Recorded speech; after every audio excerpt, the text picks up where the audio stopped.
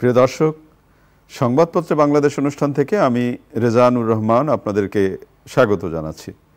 বিভিন্ন জাতীয় দৈনিকে প্রকাশিত খবরের বিশ্লেষণ নিয়ে আমাদের আজকের এই অনুষ্ঠানে অতিথি হিসেবে উপস্থিত আছেন সিনিয়র সাংবাদিক কাজী রওনাক হোসেন। কেমন আছেন? পত্রপত্রিকায় প্রকাশিত কয়েকটা গুরুত্বপূর্ণ শিরোনাম আপনাকে পড়ে শোনাই, তারপর আলোচনায় যেতে চাই। প্রথম আলো, টাকা ফেরাতে আইন আসছে, প্রধান উপদেষ্টার নেতৃত্বে বৈঠক। ফলকার তুর্কের মন্তব্যে প্রতিক্রিয়া জানালো সেনাবাহিনী।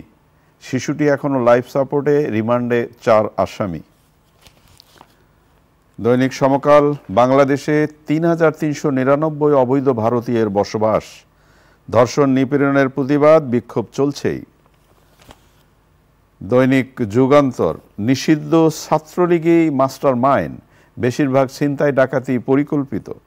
5 দেশে মিলছে বিপুল সম্পদ, হাসিনা পরিবারের ব্যাংকে 635 কোটি টাকা। কালের কণ্ঠ, অপরাধের ব্যাপকতায় আতঙ্ক, নিজ বাসায় খুন হাবিবুল্লাহ বাহার কলেজের উপাধ্যক্ষ। বাংলাদেশ প্রতিদিন, সংস্কারে ঐক্যের কঠিন চ্যালেঞ্জ, কিভাবে বাঁচবে ঢাকা। মানব জমিনের শিরোনাম, রেলের মাফিয়া। হাসিনার শাসনামলে স্মরণীয় ক্ষতির পর টুকরো বাংলাদেশকে জুটতে চাইছেন ইউনূস।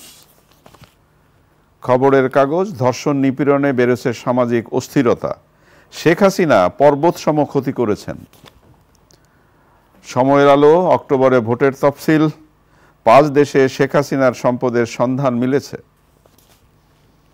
দেশ রূপান্তর, শর্ত শিথিলের সুযোগে নিবন্ধনের পথে এনসিপি, প্রতিবাদের মধ্যেও চলছে নিপীড়ন। আমার দেশ, দিল্লিতে দিয়াবাড়িতে অস্ত্র উদ্ধার ছিল সাজানো নাটক। রাজধানী জুড়ে যানজট, চরম ভোগান্তি, পোশাক শ্রমিকের মৃত্যুতে সড়ক অবরোধ। দৈনিক করতোয়া, ধরা পড়ছে নির্যাতনকারীরা, চকির পাতা নড়ছে শিশুটির। কালবেলা, দেশে ধর্ষণের 1.5 লাখ মামলা বিচারাধীন। দৈনিক জনকণ্ঠ, আগে স্থানীয় সরকার, ভোটের পক্ষে জামায়াত, সংসদে 300 আসনে প্রতিদ্বন্দ্বিতার লক্ষ্য। বাংলাদেশের অবস্থা আরেকটি গাজার মতো ছিল। আপনি শিরোনাম শুনলেন। গত কয়েকদিন ধরে যে আপত্তিকর উদ্বেগজনক খবর আমরা আলোচনা করছি, শিশুটি এখনো লাইফ সাপোর্টে। এবং দৈনিক প্রথম আলোর যদি রিপোর্টের সারাংশ আপনাকে পড়ে শোনাই, ধর্ষণের আরও অভিযোগ। রাজধানী, গুলশান, হবিগঞ্জ, নওগাঁ, কুমিল্লা, ফেনী, শেরপুর, লক্ষ্মীপুর ও বগুড়ায় 8 শিশু কিশোরীকে ধর্ষণ ও ধর্ষণ চেষ্টার অভিযোগ। কি হচ্ছে ভাই?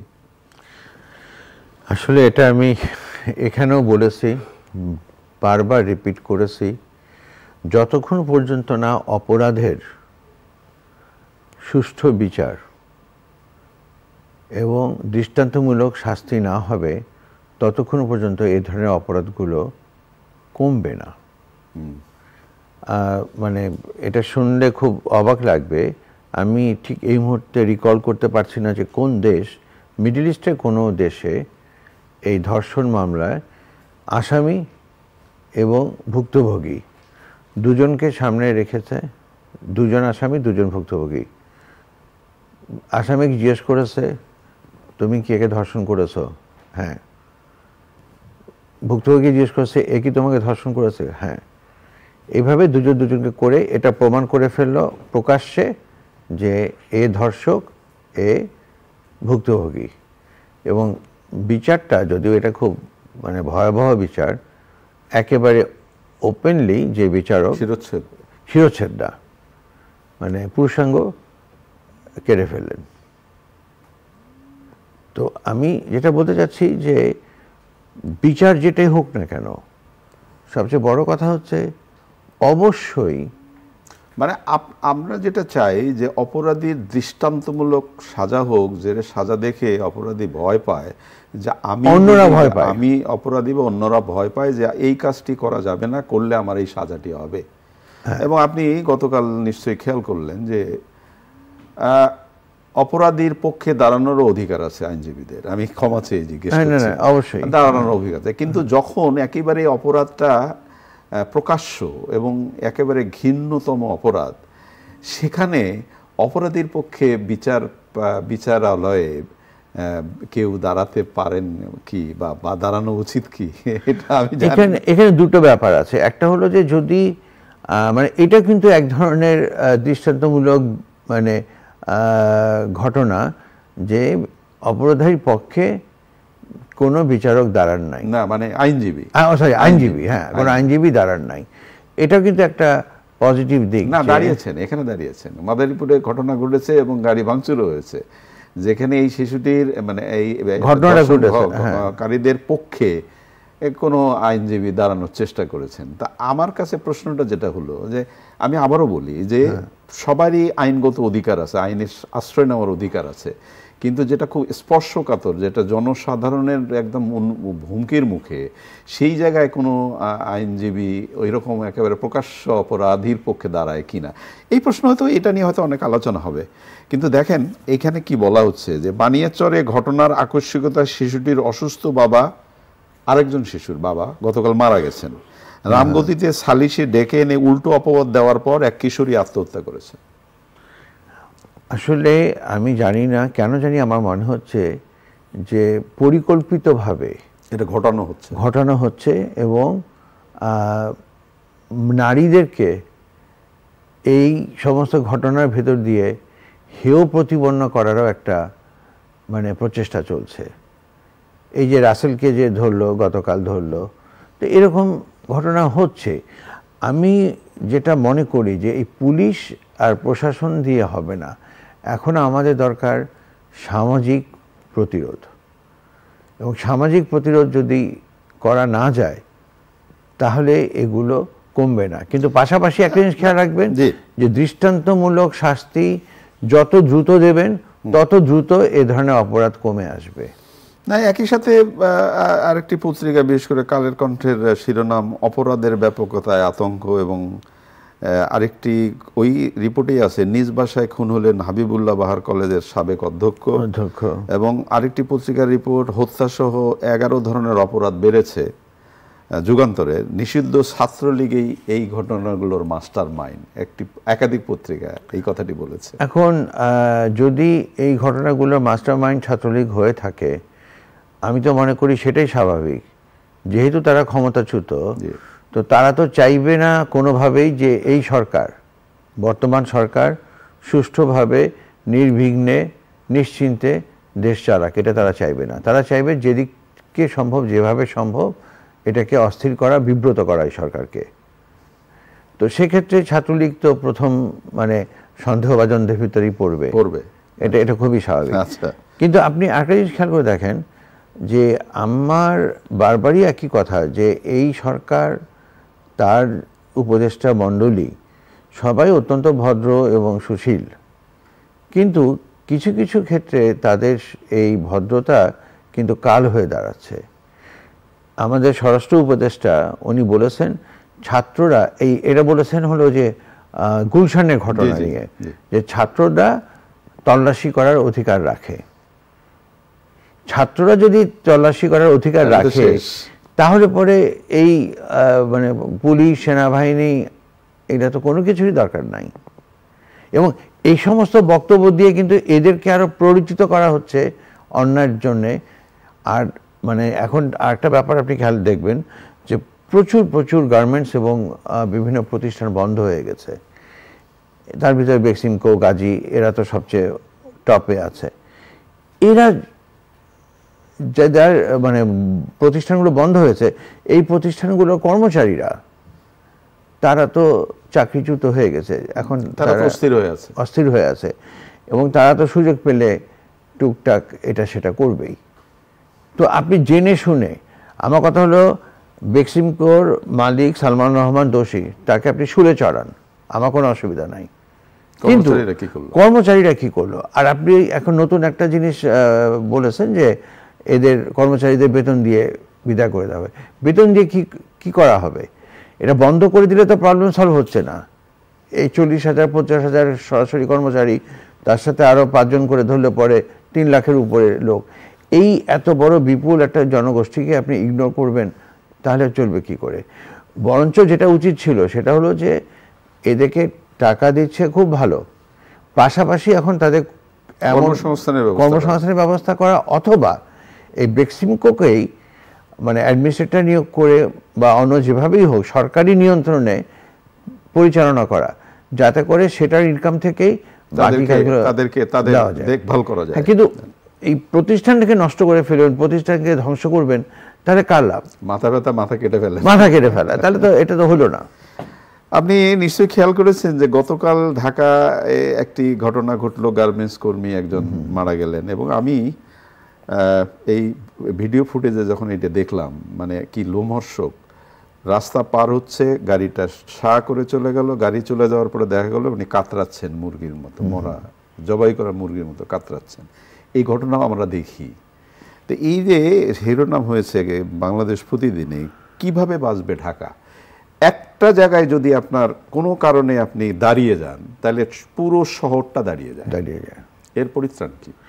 এর পরিত্রাণ এভাবে হবে না। প্রথম কথা যেটা, যে ট্রাক ড্রাইভার, লরি ড্রাইভার, বাসের ড্রাইভার, তাদেরকে বোঝাতে হবে যে ওই যে যাকে সে পাখির মতন বা গরু ছাগলের মতন ধাক্কা মেরে চলে গেল, পিষ্ট করে চলে গেল, সে একটা মানুষ। এই ফিলিংসটা যতদিন পর্যন্ত ড্রাইভারদের ভেতরে না আসবে, ততদিন পর্যন্ত কিন্তু এদের কোনো কিছু হবে না, আপনি যত কথাই বলেন। আর পরিত্রাণ হবে কি করে? আপনি তো সুযোগ করে দিয়েছেন, কথায় কথায় পথে নেমে সব বন্ধ। এই যে আপনি একটা কথা বললেন যে 17 বছর এরা কথা বলতে পারেনি, ওদেরকে আসতে দাও। তো ওরা আসা যে এখন কি অবস্থা হয়ে গেছে, সবাই আসে। এবং দেখেন এই পর্যন্ত প্রায় 200-র উপরে মানে দাবি দাওয়া নিয়ে আন্দোলন হয়েছে। তো এটা কেমন কথা? এবং সরকারের তো প্রথম থেকেই এই ভুল, যে তাদের বলা উচিত ছিল যে দেখো, আমরা দাবি দেওয়ার মেটানো সরকার না, তোমাদের দাবি দেওয়া থাকলে আমাদেরকে দাও, আমরা জায়গা মতন পৌঁছে দেবো। কিন্তু তারা এটা হ্যান্ডেল করতে যেই তো আজকে এই অবস্থা। এই যে এমপিও ভুক্ত না কারা আজকে 1.5 মাস ধরে অনশন করছে প্রেস ক্লাবের সামনে, এবং প্রেস ক্লাবের সামনে এটা যেন একটা পার্মানেন্ট জায়গা হয়ে গেছে, আন্দোলনের জায়গা হয়ে গেছে। তো এই জিনিসগুলোকে যদি এনকারেজ করা হয়, তাহলে তো ওদেরকে দোষ দিয়ে লাভ নাই। এটা বুঝতে হবে আমাদের সবাইকে, যে আমরা কিন্তু এনকারেজ করছি তাদেরকে। এখন এনকারেজ না করলে পরে, যেমন ধরেন যে এইটা তো আগেও বলেছি, আবারও বলছি, যে এগুলো যে একটার পর একটা দাবি আদায়ের আন্দোলন ইত্যাদি, এটা যে পতিত সরকারের মানে কুচক্র না, বা তাদের যে অপতৎপরতা না, সেটা তো আপনি বলতে পারেন না। প্রসঙ্গ তুললেন যখন, আজকে মাননীয় প্রধান উপদেষ্টা বলেছেন হাসিনার শাসন আমলকে অবরুদ্ধ গাজার সাথে উনি তুলনা করেছেন, এবং উনি বলেছেন যে হাসিনা পরিবারের ব্যাংকে, আরও রিপোর্ট বেরিয়েছে যে হাসিনা পরিবারের ব্যাংকে 635 কোটি টাকা, আর শেখ হাসিনা পর্বত সম ক্ষতি করেছেন দেশের। এখন বলার অপেক্ষা রাখে না, এটা তো বলার অপেক্ষা রাখে না ওনার দৃষ্টিতে, এবং ওনার দৃষ্টিতে উনি এটা বলেছেন, এবং বাস্তবেও আমরা তার প্রতিফলন দেখছি। এবং আসলে যেটা হয়েছে যে আমরা কেউই সাবেক প্রধানমন্ত্রীর কাছ থেকে এই ধরনের কিছু আশা করিনি। এটা আসলে খুবই দুঃখজনক, কিন্তু সেটাই ঘটেছে। এবং এখন যেটা হচ্ছে যে নানাভাবে এই সরকারকে বিব্রত করার চেষ্টা করা হচ্ছে, তাতেও তো কোনো লাভ হবে না। এখন তারা যদি মনে করেন যে তারা ফিরে আসবেন, ফিরে এসে আবার সেই আগের মতন দুর্নীতি করবেন, মানে দলীয়করণে এমন অবস্থা করেছে যে পুলিশকে আজ পর্যন্ত।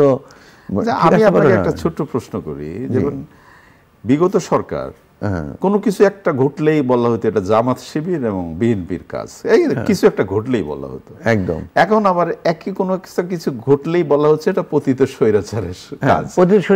কি কথা কি একই রকম হয়ে যাচ্ছে? না, একই তো হচ্ছে তো, এবং ঘটছেও তাই।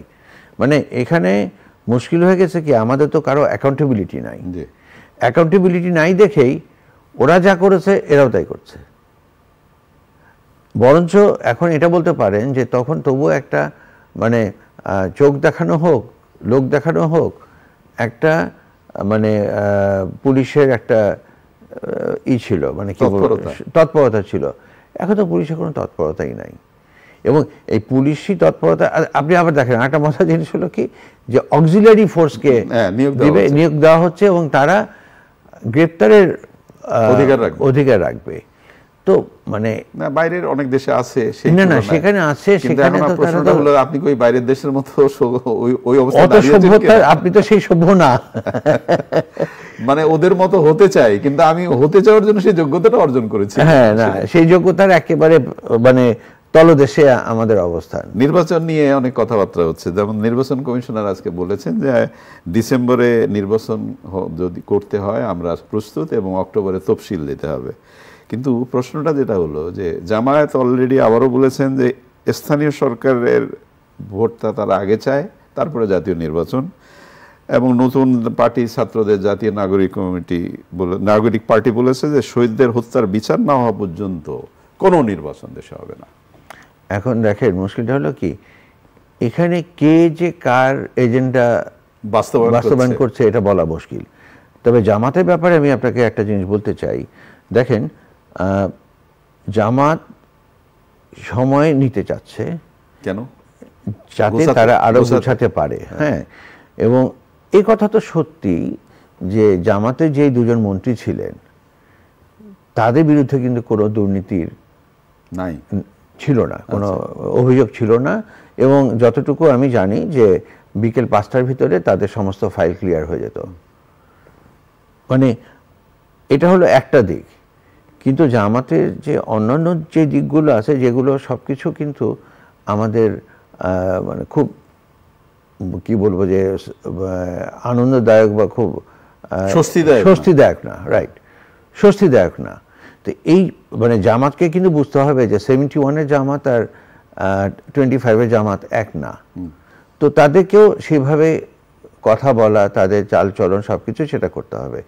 আর জামাত যদি আজকে মনে করে যে ধরেন এই 6 মাস 1 বছর পিছালে পরে তারা গুছিয়ে ফেলে, মানে 300 সিটে, আপনি পড়লেন একটু আগে, 300 সিটে তারা ইলেকশন করবে, ইলেকশন করে তারা ভোটে জিতে চলে আসবে, এটা বোধহয় একটু অলীক কল্পনা। আমার দৃষ্টিতে এখন দেশ চালাতে গেলে, দেশকে সুন্দরভাবে চালাতে গেলে নির্বাচনের কোনো বিকল্প নাই। এবং এই নির্বাচনে কিন্তু সব দলের পার্টিসিপেশন দরকার, সব দলের প্রতিনিধিত্ব থাকতে হবে সংসদে।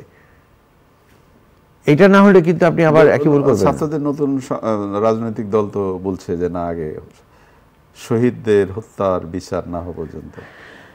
এখন ওই যে আপনাকে আমি বললাম, কে যে কার এজেন্ডা বাস্তবায়ন করছে তা তো জানি না। এখন শহীদদের হত্যার বিচার করতে যে আপনি যদি 10 বছর কাটিয়ে দেন এবং পথে যদি আপনি পাঞ্জাবি পরে বের হলে সেই পাঞ্জাবিটাও রাস্তায় খুলে নেয়, আপনি কিন্তু কিছু করার থাকবে না। অনেক ধন্যবাদ আপনাকে। প্রিয় দর্শক, আমরা অনেকগুলো প্রশ্ন নিয়ে আলোচনা করলাম, কথা বললাম। বাস্তবতা কিন্তু বলে, এটাই বোধ করি অপেক্ষার পালা দেখার জন্য। ভালো কিছু হোক এই প্রত্যাশায় আজকের অনুষ্ঠান এখানেই শেষ করছি। খোদা হাফেজ।